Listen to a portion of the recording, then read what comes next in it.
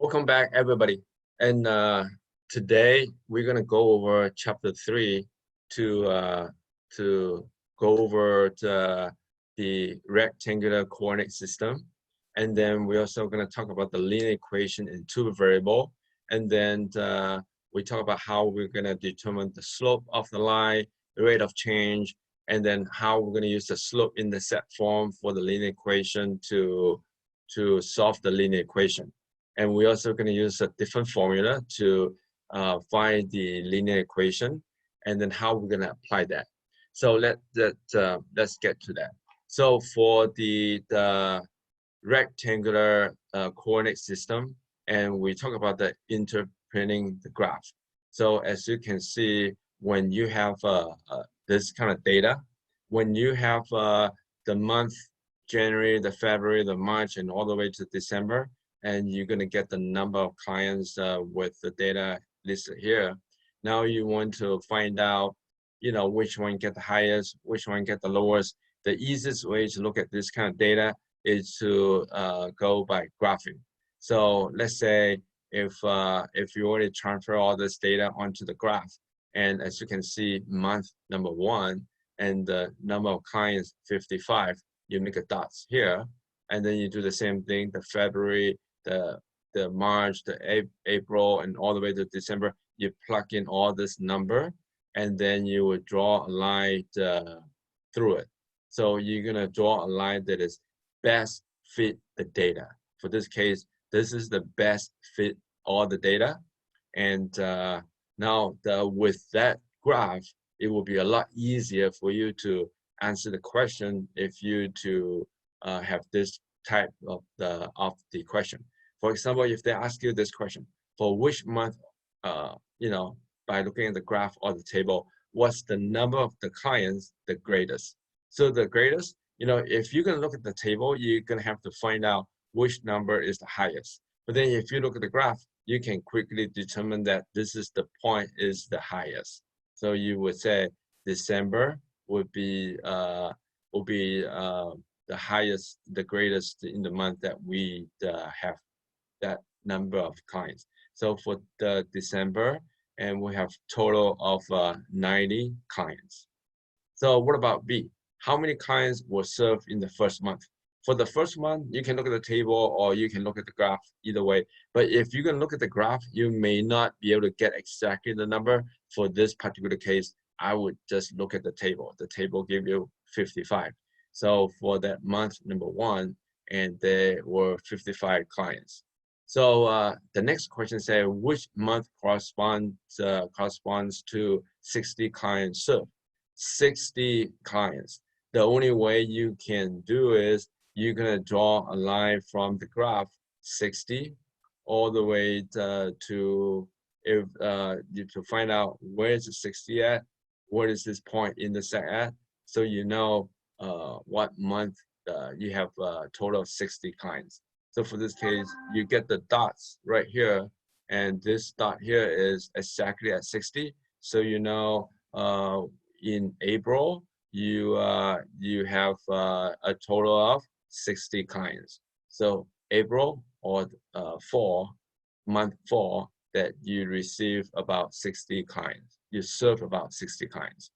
Between which 2 consecutive months did the number of clients decrease? So between which 2 consecutive months and the decrease, by looking at the graph, it will be a lot easier. I can see from here to the next is increase, from here to here increase, from here to here decrease. So I know between month 3 and 4 and is decrease. So continue on with month number 5 to month number 6 is increase. Month number 6 to month number 7 increase. Continue on, and we have another 2 consecutive months that is decrease, which is September and October. So September, October decrease, and after that it's gonna keep increase. So we have total of 2 consecutive months that the number of clients decrease. We have the month 3, and between month 3 and 4, and between month 9 and 10. Between which 2 consecutive months did the number of kind remain the same? So remain the same, I would just look at the graph, and by looking at the graph, you can see remain the same only the month 8 and 9. Look at the month 8 and 9, both dots are located at the same line. So it is month 8 and month 9. So okay, so this practice, you can go back and look at the graph, and then you can answer all this question. To plot the point in a rectangular coordinate system, in order to plot the point, first thing I want to give you a very quick introduction to the rectangular coordinate system. You have a quadrant 1, quadrant 2, quadrant number 3, quadrant number 4. So the origin is at the center, at that point, 0, 0. And you have a x-axis, you have a y-axis, and you have all these 4 quadrants. And to plot them onto the point, based on the first number is always be the x number, followed by the second number. So for the first point, 4, 5, you would, the first number 4, you would go along the x-axis, and then 5, you go up the 5 unit, 1, 2, 3, 4, 5. So 4 and then 5. For B, you have a -4 and you have -5. So you will go to your left, -4, and then you go down, -5 to make that dots. Continue with the same process. When you have a -1, and then you go up 3 units to make that blue dots here at that point. And continue on the next point, 3, -1. 3, -1, you go down 1 unit, so that point is here. And then you put you can label all the points. So, and if you want to continue on with the same process, yes, you may do so. And you can do them the next, when I get to the next practice skill problem. So here, when you deal with a fraction, sometimes it's not easy to tell where exactly is 1/2. So 1/2 is easy to recognize, is 0.5. But when you get to like 7/3, you would select, you would kind of estimate what is the 7/3 is located. So 7/3, if you use a calculator, is about 2 point something. So you don't have to be that accurate. If you know it's 2 point something, you can just go, 1/2, which is 0.5. And then since you have a -7/3, so you go down 2 point something, you just make a blue dots between 2 and 3. And you know that you want to go a little bit closer to 2 or a little bit closer to 3. It's very much depend the decimal. So 7/3 is about 2.3. So you would just make it a little bit closer to the 2. So now the last point is -2, 0. -2, you go to your left 2 unit, and then you stay at 0, because 0, you don't go up or you don't go down. So you make that blue dots at that point.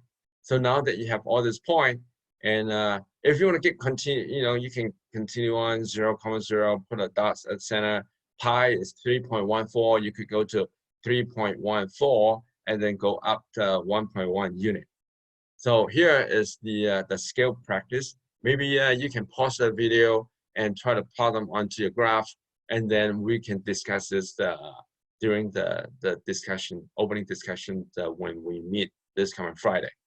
So okay, so let's look at another good application to all this graph. So a map of a national park is drawn so that the origin is placed at the ranger station. 4 fire observation towers are located at point A, B, C, and D. Now they want you to estimate the coordinate of the fire tower relative to the ranger station. So your ranger station is located at the center. So at the origin. Origin means that point. So in order to label all that point, you would start with point A. The fire station is located at -1, -3. And then you can do the same thing for the fire station B, and it's located at -2 and 3. And then for the location 3, you got, give them a rough point.